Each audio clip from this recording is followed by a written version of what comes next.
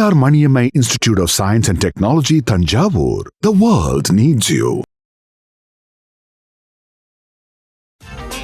Welcome to IPS finance சம்மந்தமாக இருக்க உங்கள் சந்தேகங்களை மறக்காமல் கமெண்ட் செக்ஷனில் வந்து பதிவிடுங்க. வீக்கெண்டில் டிஸ்கஸ் பண்ணுறோம். இன்றைக்கி மார்க்கெட் நிலவரத்தை பார்த்துடலாம். நிஃப்டியை பொறுத்த வரைக்கும் 395 புள்ளிகள் அதிகரித்து 25,062 முடிவடைஞ்சிருக்கு. சென்செக்ஸை பொறுத்த வரைக்கும் 1,600 புள்ளிகள் அதிகரித்து 82,530 நிறைவடைஞ்சிருக்கு. வாங்க நம்ம பொருளாதார விமர்சகர் நாகப்பன் சார் கிட்ட பேசலாம். சார் வணக்கம். வணக்கம் சிபி. ஒரு 400 புள்ளிகள் அதிகமாயிருக்கு. இன்னைக்கு 25,000ங்கிற அந்த பார்டரை நம்ம டச் பண்ணிருக்கோம் சார், ரொம்ப மாசத்துக்கு பிறகு. எப்படி சார் பாக்குறீங்க? இந்த ஏற்றம்ங்கிறது கொஞ்சம் ஒரு நல்ல ஏற்றமா தான் தெரியுது, இல்ல கரெக்ஷன் நீங்க பாக்குறீங்களா, நல்ல ஏற்றம்னு பாக்குறீங்களா? இல்ல, என்ன பொறுத்த வரைக்கும் கரெக்ஷன்ஸ் எல்லாம் ஓரளவு ஃபுல்லா முடிவடைஞ்சு நாளாச்சுன்னு நான் நினைக்கிறேன். புல்லிஷா இல்லையாங்கிறது தான் கொஸ்டின். கன்சாலிடேஷன் ஃபேஸ்ல இருக்குன்னு நான் நினைச்சிட்டு இருக்கேன் market. But market slowly turning bullish. டெக்னிக்கலா ஃபண்டமெண்டலா அதுக்கு சப்போர்ட் வரணும், அதுதான் என்னுடைய ஒரே கவலை. ஃபண்டமெண்டல் சப்போர்ட் இல்லைன்னா இந்த டெக்னிக்கல் வந்து ஷார்ட் டேர்மா இருந்துட்டு இறங்கிரும். So we have to be very careful. But otherwise பாத்தீங்கன்னா அட்வான்ஸ் டிக்ளைன் ரேஷியோ நல்ல பாசிட்டிவா இருக்குது. விலை குறைந்த ஒவ்வொரு பங்குக்கும் நிகராக விலை அதிகரித்த பங்குடைய எண்ணிக்கைன்னு பாத்தீங்கன்னா 2 மடங்கு இருக்கு. அதே மாதிரி வந்து 52 வீக் ஹை வந்து 50 வீக் லோவை விட கணிசமா அதிகமா இருக்கு. 59 பங்குகள் 52 வீக் ஹை, 11 தான் லோ. அப்பர் சர்க்கியூட் 175க்கு மேல இருக்குது, லோயர் சர்க்கியூட் மிக குறைவா இருக்கு. எல்லா செக்டார் குறியீடுகளும் இன்னைக்கு ஏற்றம். அதே மாதிரி பரந்த சந்தைகள் பார்க்கும் பொழுது 500 பங்குகளை உள்ளடக்கிய குறியீடு அதுவுமே இன்னைக்கு விலை ஏற்றத்துல எல்லாமே 200, 200, 500 இந்த இண்டெக்ஸ் எல்லாமே இன்னைக்கு ஏற்றத்துல இருக்கு. ஸ்மால் கேப், மிட் கேப் எல்லாமே ஏற்றத்துல இருக்கு. So I think it is again one more day of extreme bullish. Sensex எடுத்துக்கிட்டா இண்டஸ்இண்ட் பேங்க் மட்டும் ஒரு சின்ன இறக்கம். பாக்கி 29 பங்குகளுமே 30 பங்குகள்ல விலையேற்ற பங்குகளாக தான் முடிவடைஞ்சிருக்கு. So it's a clear case of bull market slowly trying to return. But இந்த கன்சாலிடேஷன் ப்ராப்பரா முடிஞ்சாதான் போகும். ஃபண்டமெண்டல் சப்போர்ட் பண்ணணும். ஆஸ் ஆஃப் நவ் அந்த ஒரு ஹை வேல்யூவேஷன் நோக்கி போற அளவுக்கு ஃபண்டமெண்டல்ஸ் இன்னும் சப்போர்ட் பண்ண ஆரம்பிக்கலைன்னு தான் நான் நினைக்கிறேன். Q4 ரிசல்ட்ஸ் எல்லாம் வந்துகிட்டு இருக்கு. அதை பேசும்பொழுது அதை பத்தி விரிவா பேசுவோம்.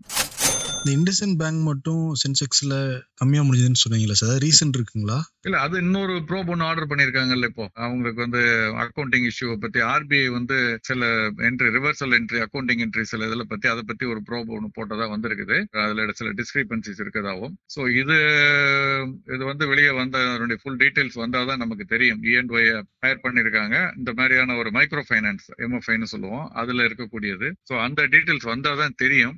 பட்டக்காலே படுங்கிற மாதிரி இப்ப திரும்ப இன்னொரு மேட்டர் இதுல வந்திருக்கிறதுனால இந்த தடவை கொஞ்சம் கான்சியஸா தான் இருப்பாங்கன்னு நான் நினைக்கிறேன். பட் மார்க்கெட்ல வந்து அந்த அளவுக்கு பெருசா இறங்கல. அதனுடைய ஃபுல் இது டிஸ்கவுண்ட் ஆன மாதிரி தெரியல. போக நம்ம பார்க்கணும். நம்ம மார்க்கெட் நல்லா இருக்கு.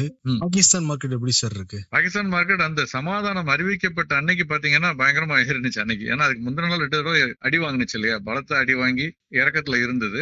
அதனால வந்து அதுவுமே கூட ரெக்கவர் ஆனிச்சு. ஒரு போர் நிறுத்த அறிக்கைங்கிறது வந்து ஒரு மோசமான நாட்டுல கூட எவ்வளவு ஒரு நல்ல பாசிட்டிவான எஃபெக்ட் ஏற்படுத்துதுங்கிறதுக்கு அது உதாரணம். பட் இன்னைக்கு ஒரு இன்ட்ரெஸ்டிங்கான கம்பேரிசன் செய்தித்தாள்கள் வெளியா இருந்தது நேற்று நினைக்கிறேன். நீங்க பாத்தீங்களான்னு தெரியல. பாகிஸ்தானுக்கும் இந்திய பங்கு சந்தைக்கும் உள்ளது ஒப்பீடு எந்த விதத்திலையும் ஒப்பிட முடியாது. நம்முடைய $5,066 billion market cap, Pakistan $46 billion.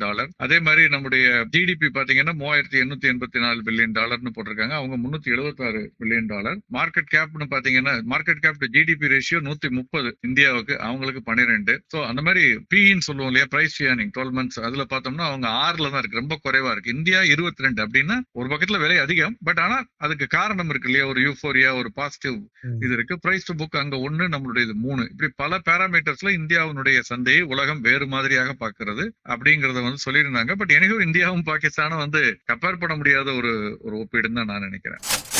India Pakistan பத்தி பேசிக்கிட்டு இருக்கப்ப ட்ரம்ப் தொடர்ந்து கிளைம் பண்ணிக்கிட்டே இருக்காரு. இங்க வர டிம் குக் கிட்ட கூட சொல்லியிருக்கிறதா தகவல் வந்து வெளியா இருக்கே சார். இந்தியால நீங்க முதலீடு பண்றீங்க, அமெரிக்காலயே கூட பண்ணலாமே, அவங்க நாட்டை அவங்க பாத்துக்கணும், உண்மைதானுங்களா? அந்த நம்ம மார்க்கெட்டுக்கு ஏதாவது பாதிப்பு வருமா? இல்ல, உடனடியாக பெரிய பாதிப்பு வராது. இப்ப அவருக்கு என்னப்பா, அவர் பேசிட்டு போயிடுவாரு அப்படிங்கிற லெவல்ல தான் இருக்கு இப்ப மார்க்கெட். திரும்ப நேத்து ஒண்ணு சொல்லுவாரு, இன்னைக்கு ஒண்ணு சொல்லுவாரு, மாத்திங்கிறதுனால அது ஓரளவு டிஸ்கவுண்ட் ஆயிடுச்சு அவரை பத்தி. இப்போ அவர் என்ன சொல்லியிருக்காரு, இப்ப செய்தித்தாள்கள் வந்திருக்குது. told his Apple CEO Tim Cook, we are not interested in you building in India, they can take care of themselves. இத பாசிட்டிவா நான் பாக்குறேன். இந்தியா தன்னை கவனித்துக் கொள்ளக்கூடிய கெப்பாசிட்டி நமக்கு இருக்கு, நம்ம பாத்துக்குவோம் அப்படிங்கிற நம்ம மேல நம்ம பெரிய நம்பிக்கை வச்சிருக்காரு அமெரிக்க அதிபருங்கிறத காட்டுறாரு. நான் இதை எடுத்துக்கிறேன். அவருக்கு வந்து அவருடைய நாடை பில்ட் பண்ணணும், அங்கு வந்து உற்பத்தி அதிகரிக்கணும், உற்பத்தி எல்லாம் உள்ளூர் உற்பத்தியா இருக்கணும்னு எதிர்பார்க்கிறாரு. எல்லாமே உடனடியாக சாத்தியம் இல்லைங்கிறது அவருக்கு தெரியாதான் என்ன தெரியும். பட் இதெல்லாம் பாஸ்டரிங்கா தான் நான் பாக்குறேன். சைனாவை விட இந்தியாவில வந்து அதிகமா நடக்குது. சைனா தான் மேஜர் எக்ஸ்போர்ட்டர். ஓகே, சோ அதனால வந்து அவர் அதை பத்தியும் பேசியிருக்காரு,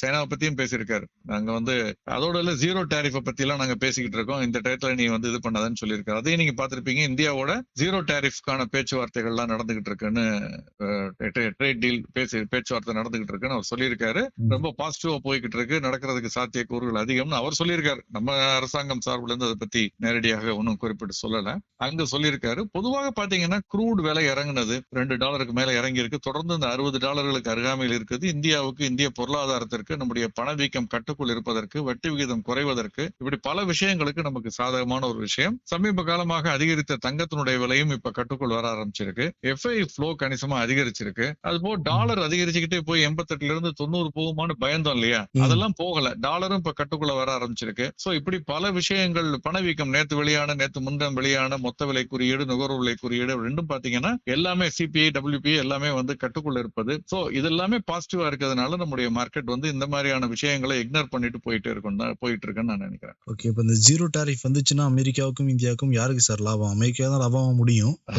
சர்க்கிளா பார்க்கலாமா சார் அது? இல்ல அப்படி இல்ல, ஜீரோ டாரிஃப் வருவதற்கான சாத்தியக்கூறுகள் மிக குறைவா தான் நான் பாக்குறேன். அப்படி இருந்தால் ஒரு சில பொருட்கள் இருக்கலாம், ஒண்ணு. ரெண்டாவது, இப்ப நீங்க உதாரணமா வந்து அங்க இருக்கக்கூடிய மேபேக் விலை அதிகமா உள்ள கார்கள் ஒண்ணு, அதுக்கு ஜீரோ டாரிஃப் போட்டதுனால நம்ம என்ன அதிகமா இறக்குமதி பண்ண போறோமா என்ன எல்லாரும் இந்தியாவில?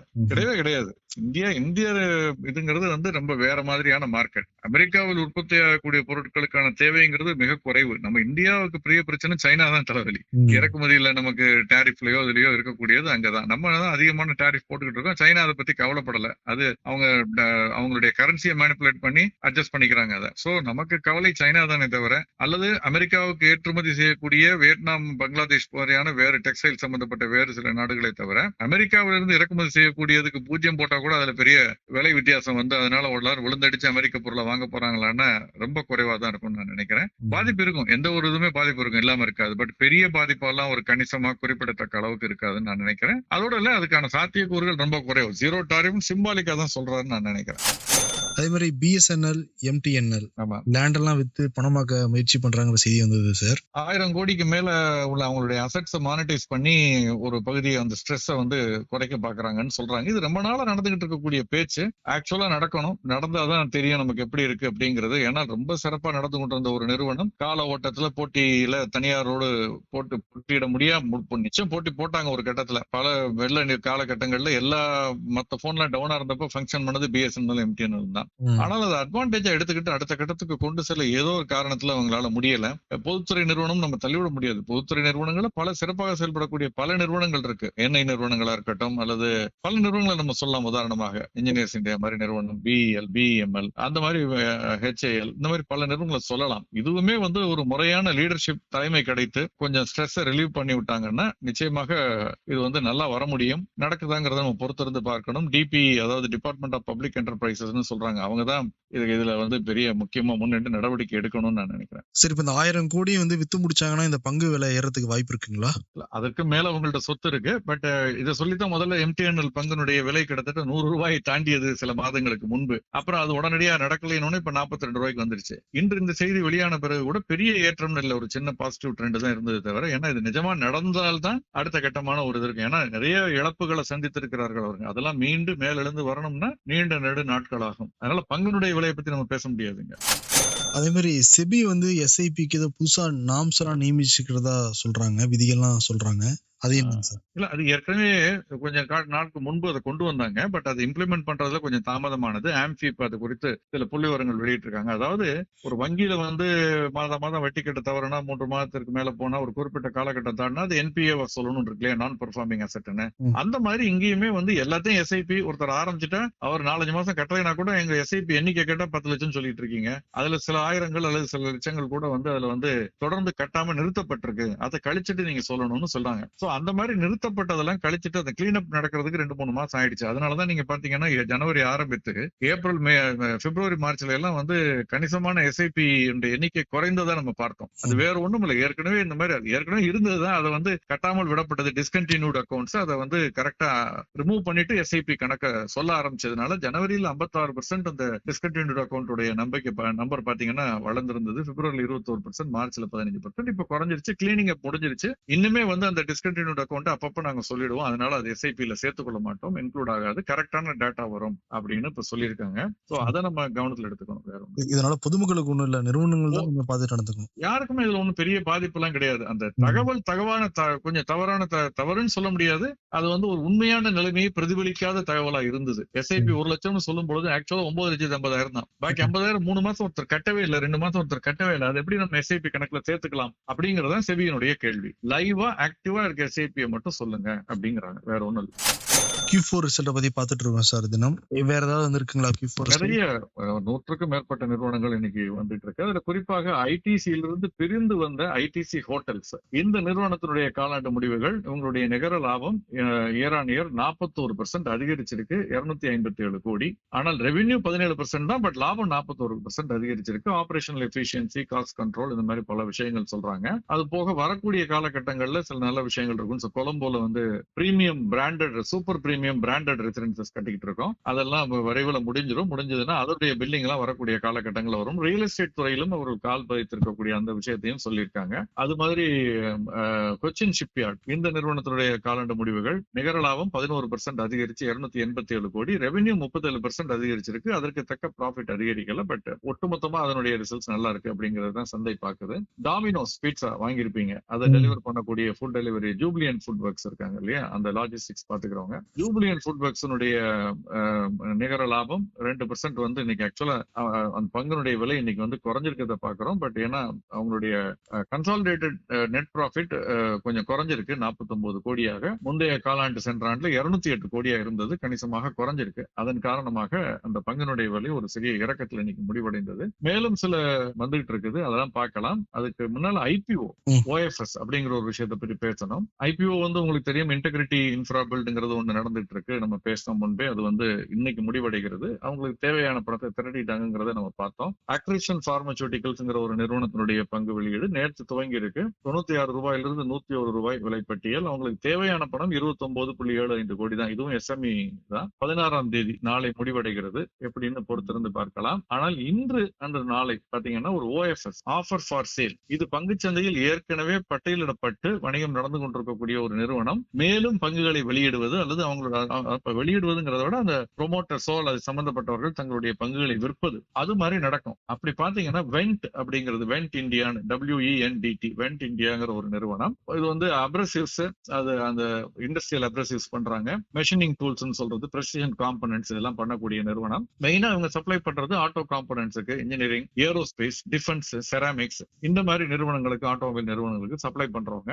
1980 ஆரம்பிக்கப்பட்டு ரொம்ப நாளா நடந்துகிட்டு இருக்கு. முருகப்பா குரூப் குழுமத்திற்கு இதுல கணிசமான பங்கு இருக்கு. வெண்ட்ங்கிறது 3M நீங்க கேள்விப்பட்டிருப்பீங்க. வெண்ட்ங்கிறது ஜெர்மன் கம்பெனி, வெண்ட் GmbHங்கிறது. இவங்க எல்லாம் வந்து ஜாயிண்ட் வெஞ்சர் மாதிரி பண்ண நிறுவனம். இதுல அந்த ஜெர்மன் நிறுவனம் வெண்ட் GmbH அவங்களுடைய பங்குகளை வந்து விற்கிறாங்க பொதுமக்களுக்கு. அதுல எல்லாருமே பார்ட்டிசிபேட் பண்ணலாம். அதுதான் ஆஃபர் ஃபார் சேல். இந்த ஆண்டு 18,000 ரூபாய் உச்சத்தை தொட்ட பங்கு இன்னைக்கு 8,368 என்று 52 வாரம் லோவை தொட்டது. ஏன் 18,000 தொட்ட பங்கு 10,000க்கு மேல வணிகம் நடந்துகிட்டு இருந்தது நேற்று வரைக்கும், இன்னைக்கு 17-18% இறங்கினுச்சு அப்படின்னா, அதாவது கிட்டத்தட்ட லோயர் லாக்னு சொல்லுவோம், லோயர் சர்க்கியூட் பேசிருக்கோம், அது அந்த அளவுக்கு அதுக்கு அருகாமையில் வந்து சென்றது. அப்படின்னா இந்த ஆஃபர் பிரைஸ் வந்து 6,500 ரூபான்னு அறிவிச்சிருக்காங்க அவங்க. பட் இதுல நம்ம கவனிக்க வேண்டியது என்ன, 6,500 குறைந்தபட்ச விலை. அதுக்கு மேலேயும் அவங்க விற்கலாம் எவ்வளவு வேணாலும். நம்ம வந்து பிட் பண்ணலாம். இன்னைக்கு HNIs, அல்ட்ரா HNI சொல்லுவோம் இல்லையா, QIBs, இன்ஸ்டிடியூஷன்ஸ் எல்லாம் அவங்க பிட் பண்றது. நாளைக்கு ரீட்டைல் பிட் பண்ணலாம், என்ன விலைக்கு வேணாலும் அவங்க வந்து இன்னைக்கு பிட் பண்ணலாங்கிறதுல. இன்னைக்கு வந்து பாத்தீங்கன்னா அவங்களுக்கு தேவையானதை போல் கிட்டத்தட்ட 3 மடங்கு நினைக்கிறேன் அது வரைக்கும் வந்திருக்கு. அவங்களுக்கு முழு டேட்டா இறுதியில தான் வரும், கன்சாலிடேட்டட் டேட்டா. அவங்க விற்க போறது 6 லட்சம் பங்குகள். அதுல 60,000 பங்குகள் சிறு முதலீட்டாளர்களுக்காக ரிசர்வ் பண்ணிருக்காங்க. நாளைக்கு விண்ணப்பிக்கலாம். 2 லட்சம் ரூபாய்க்குள்ள விண்ணப்பிப்பவர்கள் நாளைக்கு விண்ணப்பிக்கலாம். இன்னைக்கு வந்து 5,40,000 பங்குகள் மட்டும்தான் விற்பனை. நாளைக்கு 60,000 பங்குகள் மீது மொத்தம் 6 லட்சம் பங்குகள். நம்ம பேசிக் கொண்டிருக்கும் பொழுது இண்டிகேட்டிவ் பிரைஸ்ங்கிறது 7,397 ரூபாய் 44 பைசான்னு தேசிய பங்கு சந்தையில காட்டுது. 7,400 ரூபாய் ஒட்டி இருக்குது.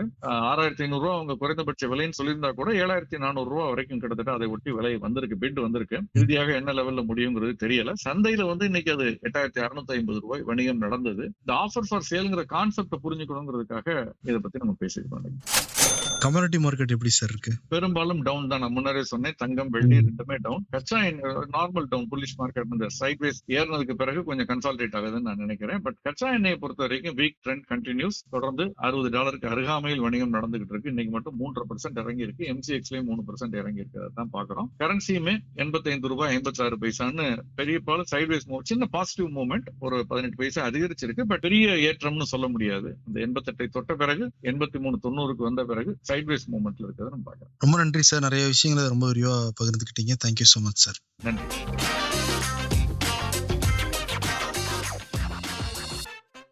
Periyar Maniammai Institute of Science and Technology, Thanjavur. The world needs you.